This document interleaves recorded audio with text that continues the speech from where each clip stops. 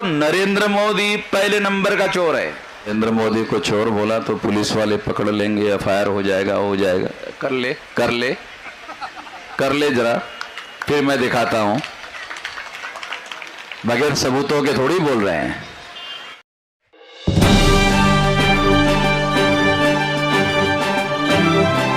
दूसरे का छोड़ो, नरेंद्र मोदी पहले नंबर का चोर है। नरेंद्र मोदी यहां बैठा हुआ, कुछ लोग सोचते होंगे अरे नरेंद्र मोदी को चोर बोला तो पुलिस वाले पकड़ लेंगे, एफआईआर हो जाएगा। कर ले जरा, फिर मैं दिखाता हूं। बगैर सबूतों के थोड़ी बोल रहे हैं। हवाई बातें नहीं कर रहे हैं, सबूतों के साथ बात कर रहे हैं। गुजरात में इसके पहले भी नरेंद्र मोदी ने मुझे अरेस्ट किया था, जेल में रखा था, तो वहां से जेल से छूटकर फिर आया हुआ हूं, मैदान में हूं। जेल में जाने से किसको डर है भाई? गांधी जी जेल में जाते जाते मान हो गए थे, मैं कौन सा छोटा होने वाला हूं? मैं कौन सी चोरी चकारी ठगी करके जेल में जाऊंगा? अरे आप लोगों की लड़ाई लड़ते लड़ते जेल में गए तो ये तो गौरव की बात है हमारे लिए। तो 373 लोकसभा सीटों में से 220 लोकसभा सीटों में ज्यादा वोट निकले, 153 सीटों में कम वोट निकले। कम क्यों निकले? जहां बीजेपी को कम पड़ रहे थे उससे उनके नाम पर जमा कर दिया तो कम पड़ेगा ना। जिनके ज्यादा वोट थे उनके वोट निकालकर जहां बीजेपी को कम पड़ रहे थे उसके नाम पर ट्रांसफर कर दिया तो कम तो पड़ेंगे। इस तरह से ये सारा का सारा डॉक्यूमेंट्री है, एविडेंस के साथ बोल रहा हूं, काल्पनिक बातें नहीं बता रहा हूं। इसलिए साथियों ये इतना बड़ा घोटाला है, अब तक आप सुनते सुनते बहुत दुखी हो गए होंगे। कोई खुशी की बात तो अभी तक बताया नहीं मैंने आपको। सब दुखी हो गए होंगे, अरे क्या चल रहा है सारा देश में। साथियों रोकना होगा इस बात को।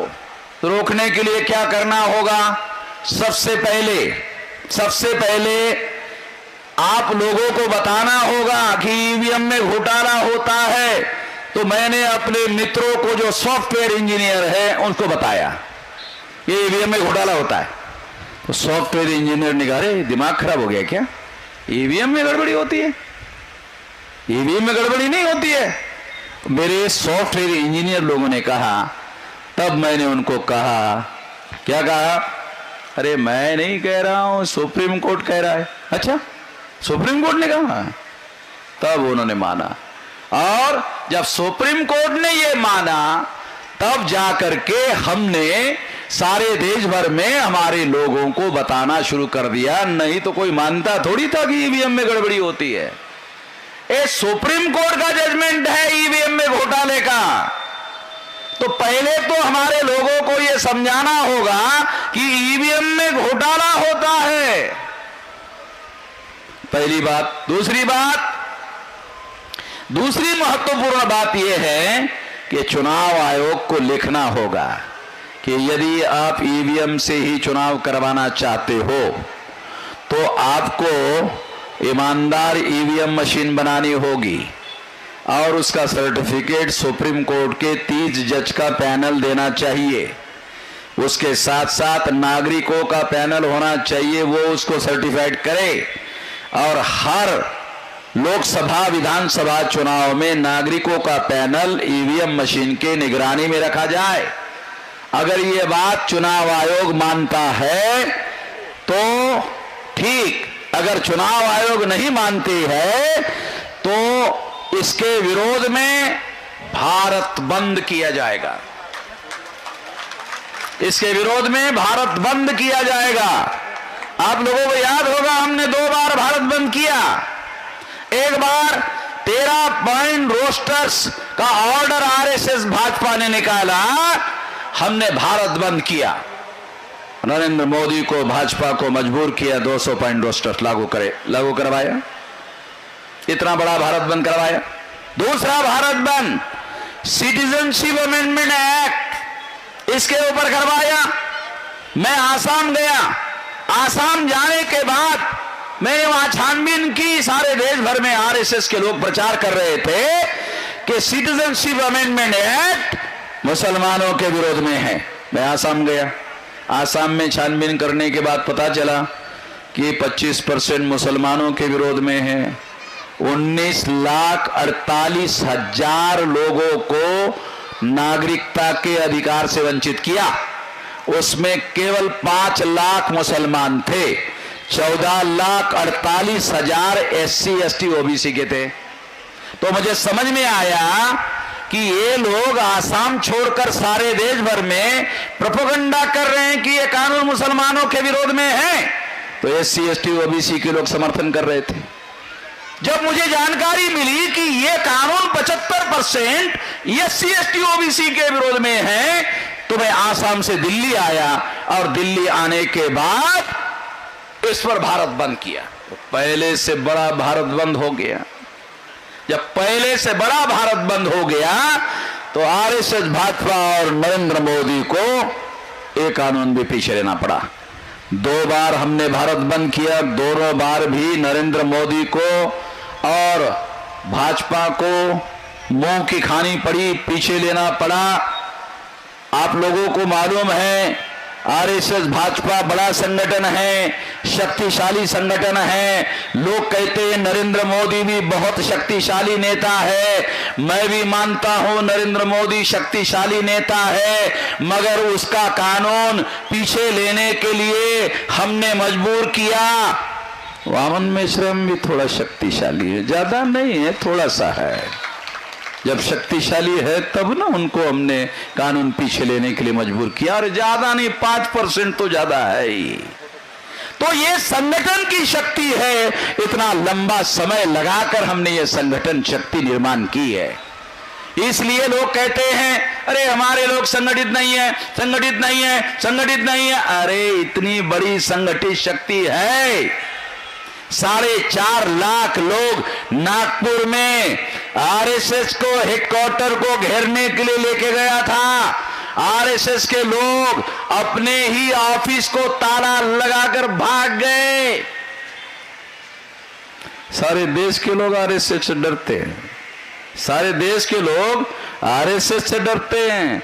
आरएसएस किसको डरता है? मेरे से डरता है। तो ये तो खुशी की बात है, ज्यादा नहीं है, ये थोड़ा सा खुशी की बात है। साथियों, ये इसलिए बता रहा हूं कि आप लोगों को इतनी बड़ी जो संगठित शक्ति है, इस संगठित शक्ति का साथ सहयोग करना चाहिए, और साथ सहयोग करने से ये आंदोलन हमारा आगे बढ़ेगा। साथियों, चुनाव आयोग अगर इस बात को नहीं मानता, इसके बावजूद भी, भारत बंद करने के बावजूद भी अगर नहीं मानता है, तो 2024 में ईवीएम मशीन फोड़ेंगे। जब मैंने कहा ईवीएम फोड़ेंगे तो मेरे सुप्रीम कोर्ट के लॉयर का टेलीफोन आया। अरे मैंने सुना मेश्राम जी आप ईवीएम फोड़ने की भाषण दिया है, ऐसा सुना है क्या? हाँ। क्या आपको पता है इससे जेल हो जाएगा? कि मैंने हाँ पता है। मैं कितना होगा? वकील को पूछा। दूसरा मैंने वकील को पूछा कि गांधी जी जेल में जाते जाते महान हो गए थे कि छोटे हो गए थे? कहा महान हो गए थे। तो मैं कौन सी चोरी कर रहा हूं? मैं भी तो देश हित में, लोकतंत्र के हित में और संविधान की रक्षा करने के लिए।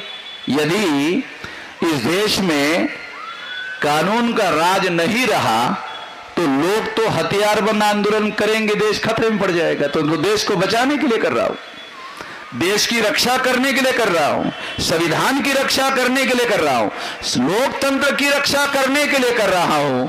इसलिए अगर इसकी रक्षा करने के लिए कर रहा हूं और इस बात को अगर मैं कर रहा हूं तो मैं कौन सी चोरी चकारी कर रहा हूं? इसलिए अगर देश की रक्षा करने के लिए, लोकतंत्र की रक्षा करने के लिए अगर मुझे जेल में जाना पड़े तो मैं इसके लिए खुशी खुशी तैयार हूं। इससे हमारा आंदोलन ही आगे बढ़ेगा। और जब आंदोलन आगे बढ़ेगा, जैसे अंग्रेज लोग जो है गांधी जी को जेल में डालते रहे डालते रहे, डालते रहे, डालते रहे और गांधी जी एक दिन महान हो गए। और जब गांधी जी महान हो गए तो गांधी जी को साक्षात्कार हो गया। क्या साक्षात्कार हो गया? मैं महान हो गया हूं। जैसे ही गांधी जी को साक्षात्कार हो गया कि मैं महान हो गया हूं, तो गांधी जी ने आदेश दिया, चले जाओ अंग्रेजों, चले जाओ, भारत छोड़ो। गांधी जी ने अंग्रेजों को कहा भारत छोड़ो। अगर ब्राह्मणों ने अंग्रेजों की तरह वामन मेश्राम को जेल में डाला तो मैं भी आदेश निकालूंगा, हे ब्राह्मणों भारत छोड़ो। चलो ये बात आपको ज्यादा खुशी देने वाली हुई है, इसलिए आपकी खुशी ही नहीं, आप लोगों की लड़ाई हम लोग लड़ रहे हैं। आप लोगों ने मेरी बात ध्यान से सुनी।